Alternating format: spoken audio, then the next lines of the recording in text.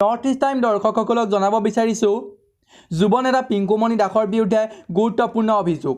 দৰং জিলা অনুসূচিত জাতি পৰিষদৰ সভাপতি তথা যুৱ সমাজ কৰ্মী পিংকুমণি দাসে লকডাউনৰ সময়ছোৱাত নিজৰ গাঁঠি ধন ভাঙি মঙলদৈ বিধানসভাৰ সমষ্টিৰ দুখীয়া পৰিয়ালৰ উপৰি মন্দিৰৰ পূজাৰী শিল্পী আদি শ্ৰমিকসকলক খাদ্য সামগ্ৰী বিতৰণ কৰি মহানুভৱতাৰ পৰিচয় দাঙি ধৰা সময়তে বুধবাৰে মঙলদৈ প্ৰেছ ক্লাবত সংবাদমেল যোগে সদৌ অসম অনুসূচিত জাতি ছাত্ৰ সন্থাৰ সভাপতি যুগল কিশোৰ বনিয়াই পিংকুমণি দাসৰ বিৰুদ্ধে গুৰুত্বপূৰ্ণ অভিযোগ আনি কয় যে পিংকুমণি দাস কোনো অনুসূচিত জাতিৰ নহয়।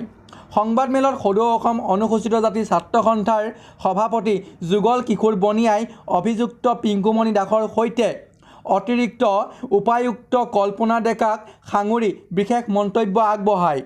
পিংকুমণি দাসে জালিয়াতি কৰি অনুসূচিত জাতিৰ প্ৰমাণপত্ৰ লৈ বিগত সময়ত বিভিন্ন চৰকাৰী সা সুবিধা গ্ৰহণ কৰা বুলি সংবাদমেলৰ যোগে গুৰুত্ব অভিযোগ আনিলে সদৌ অসম অনুসূচিত জাতি ছাত্ৰ সন্থাৰ সভাপতি যুগল কিশোৰ বনিয়াই। আমি এডমিনিষ্ট্ৰেটিভ ব্ৰাঞ্চত আমি যেহেতু অতিৰিক্ত উপায়ুক্ত কল্পনা ডেকাই ইনকুৱাৰী কৰিছিলে অশোক কুমাৰ বৰ্মনৰ দিনত, তেতিয়া ইনকুৱাৰী যেহেতু তেওঁৰ বংশগত কল্পনা ডেকাই কৈছে যে OBC হয়, এই ৰিপৰ্টটো পিংকুমণি দাসৰ লগত এটা যেহেতু এটা মিটিৰিয়েলি আছে, মিটিৰিয়েলি থকাৰ কাৰণে পিংকুমণি দাসৰ এটা মিটিৰিয়েলি আছে কল্পনা ডেকা অতিৰিক্ত উপায়ুক্ত, যিহেতু চেণ্ট্ৰেল যিখন স্কুল আমাৰ স্কুল আছে তাৰে তেখেত মেম্বাৰ আৰু তেখেত অতিৰিক্ত উপায়ুক্ত দৰং হ'ল। আমি কাগজবিলাক দিছোঁ, এটা আমাক ৰায় লাগে, সকলোকে এটা ৰায় লাগে পিংকুমণি দাস চিডুল কাষ্ট হয় দিয়া নাই। ক'ব শুনক, তেওঁৰ উদ্দেশ্য কথাখিনি দিছোঁ, কোৰ্টত দিছোঁ, কোৰ্টত হেৰি কৰি দিছে। আৰু আমি আইনগতভাৱে আমি যিহেতু আমি এটা কেছ দিছিলোঁ SP সিং আমাৰ জেটি সিঙৰ কাষত, তেতিয়া কৈছে যে DC কোৰ্টৰ আণ্ডাৰত যেতিয়া কমিটি চলি আছে চাবি আপুনি গতাই দিয়ক, নহ'লে আপোনাক এৰেষ্ট কৰিম।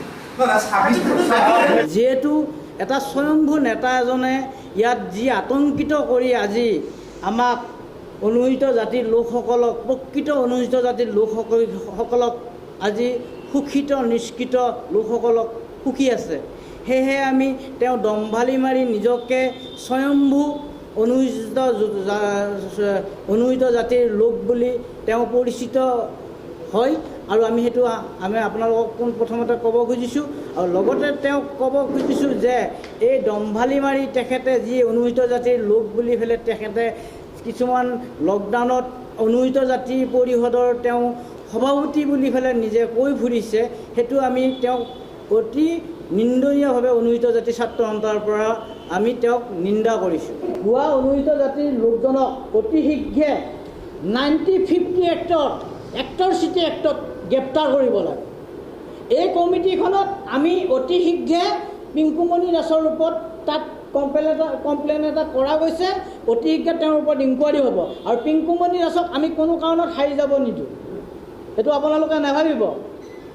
আমি যিখিনি আইনীগতভাৱে কৰ্তব্য আমি কৰি থকা গৈছে, ইতিমধ্যে আমি ইয়াত ভুৱা অনুসূচিত জাতিৰ লোকৰ বাবে আমি এই লকডাউনৰ বাবে আমি আন্দোলন কৰিব পৰা নাই। এই সময়ত যিহেতু বিশ্ব আতংকিত হৈ আছে, অসমত কৰোণা ভাইৰাছত আতংকিত হৈ আছে, আমি এই সময়ত এই সংবাদমেলখন পতাৰ বাবে আমি অতি দুখিত, কিন্তু উপায় নাই। যিজন মানুহ ভুৱা মানুহ এজনে আজি আমাক দম্ভালি মাৰি নিজকে স্বয়ম্ভু নেতা বুলি কৈ ফুৰিছে, অনুসূচিত জাতিৰ লোক বুলি। Bureau report north east time.